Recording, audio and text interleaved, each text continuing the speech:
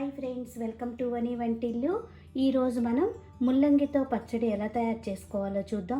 ముల్లంగి ఆరోగ్యానికి చాలా మంచిది, కానీ ఆ వాసన అనేది చాలామంది ఇష్టపడరు. ఇలా చేస్తే అసలు ముల్లంగి పచ్చడి అని కూడా మీరు చెప్పే వరకు తెలియదు, అంత టేస్టీగా అనిపిస్తుంది. దీన్ని ఇడ్లీ, దోశ, రైస్లో కొద్దిగా వేడివేడి అన్నంలో నెయ్యి వేసి తింటే చాలా రుచిగా అనిపిస్తుంది. ఈజీగా చేసుకోగలము.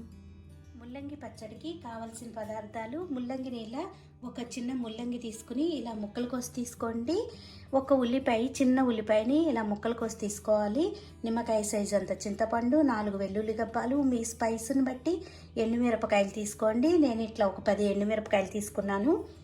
1/2 టీ స్పూన్ పసుపు, 1/2 టీ స్పూన్ జీలకర్ర, 2 టేబుల్ స్పూన్లు పల్లీలు, 2 టేబుల్ స్పూన్లు ధనియాలు తీసుకోవాలి. రుచికి తగినంత ఉప్పు. ఇప్పుడు తయారీ విధానం చూద్దాం. స్టవ్ ఆన్ చేసుకుని ఒక బాండీ పెట్టుకోండి. దానిలో డ్రై రోస్ట్ చేసుకోవాలి వీటినన్నిటిని కూడా. పల్లీలు, ధనియాలు,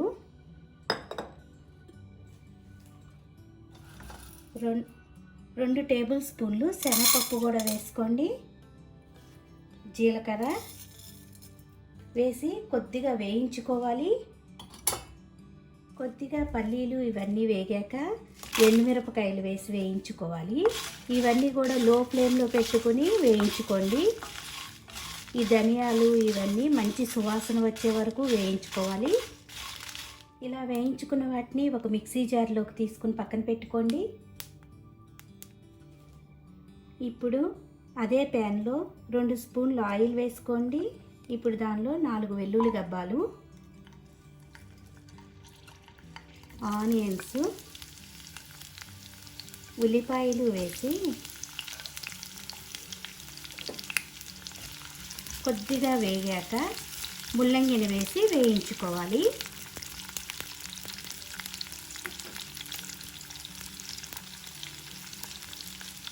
ఇప్పుడు ముల్లంగిని వేసి వేయించుకుందాం.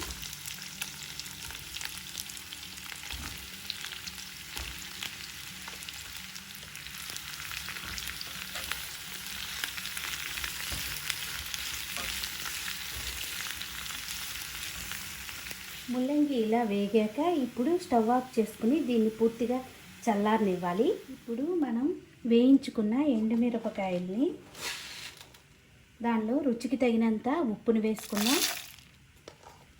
దీనిలోనే చింతపండును కూడా వేసి గ్రైండ్ చేసుకోవాలి.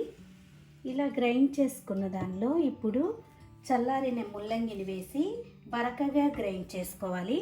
ఇలా ముల్లంగిని వేసుకోండి. ఇలా వేసుకున్నాక దీన్ని ఇప్పుడు బరకగా గ్రైండ్ చేసుకోండి. ఇలా గ్రైండ్ చేసుకున్న పచ్చడిని ఇప్పుడు ఒక బౌల్లోకి తీసుకుందాం. ఇప్పుడు తాలింపు వేసుకుందాం. ఒక బాండీ పెట్టుకోండి. దానిలో 1 స్పూన్ ఆయిల్ వేసుకోండి. ఆయిల్ వేడయ్యాక ఎండుమిరపకాయలు, కొద్దిగా శనగపప్పు, మినప్పప్పు, ఆవాలు, జీలకర్ర, కరివేపాకు వేసి వేయించుకోవాలి. తాలింపు వేగిపోయింది. ఇప్పుడు స్టవ్ ఆఫ్ చేసుకునే ముందు కొద్దిగా పసుపు తాలింపులో వేసుకోండి. ఇప్పుడు స్టవ్ ఆఫ్ చేసుకుని ఈ తాలింపునంతా పచ్చడిలో వేసి కలుపుకోవాలి. ఎంతో టేస్టీ అయిన ముల్లంగి పచ్చడి రెడీ అయిపోయింది. మీరు కూడా ఇలా తయారు చేసి చూడండి. ఈ వీడియో మీకు నచ్చినట్టయితే ఒక లైక్ చేయండి, షేర్ చేయండి, కామెంట్ చేయండి. మరిన్ని వీడియోల కోసం వని వంటిల్ని సబ్స్క్రైబ్ చేసుకోండి. Thank you for watching.